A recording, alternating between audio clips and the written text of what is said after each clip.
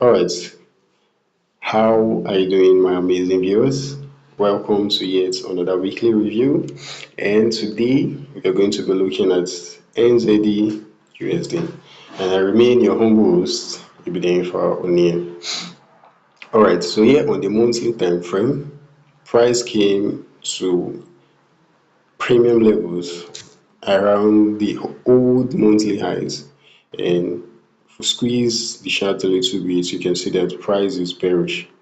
We took out this old highs here and we closed below this old low, indicating what bearishness. And price came to premium once and dropped, but failed to make a lower low. Now it came back to premium again for the second time, and we are seeing the drop. So how did this drop came about? So first of all, I marked out this key level, which is what rejection block, and January came close to it, did not touch the key level, and February as well did not touch the key level. And when I looked at the correlating assets, which is AUD you can see that we have SMCs on the highs. AUD took out this order here, but NZDUSD did not. And also the January highs, AUD took out both February highs and January highs. But for NZDUSD, that didn't happen. So that gave me the confidence to look for shorts last week. Last week that just passed. So if we go to the weekly time frame, you can see here on the weekly time frame that we had SMCs on January highs and we had this weekly range price to the highs and dumped straight to the lows and took out the lows and closed below the lows. So this close below gave me an idea to look for what sells this last week that passed. And also if I pop up AUSD, you can see the last this week that just passed, the candle, we took both previous week high and February highs as well. But on NZDUSD, price did not take out previous week highs nor February highs.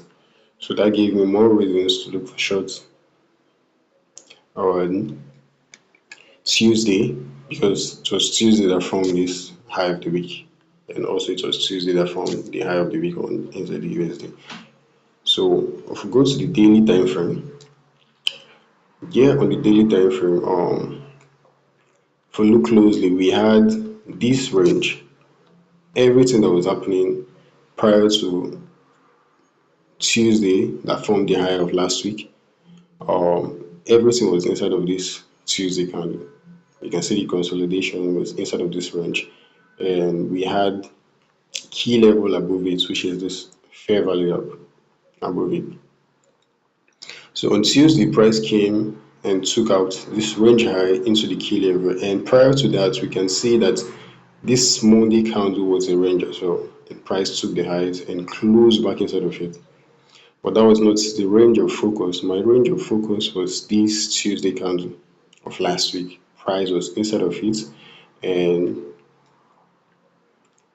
we took the highs into the key level, and that gave me an idea to look for shorts on the lower time frame. So since this is a daily range, I'll be looking at the 1 hour to look for executions.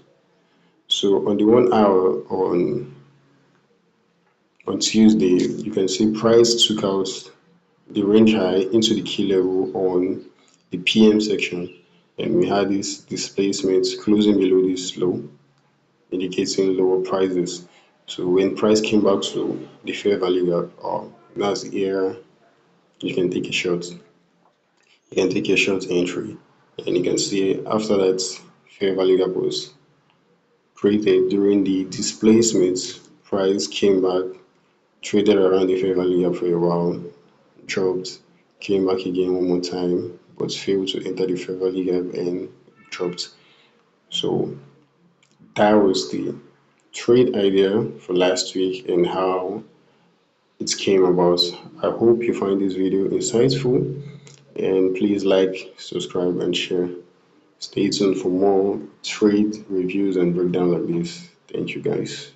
Stay safe.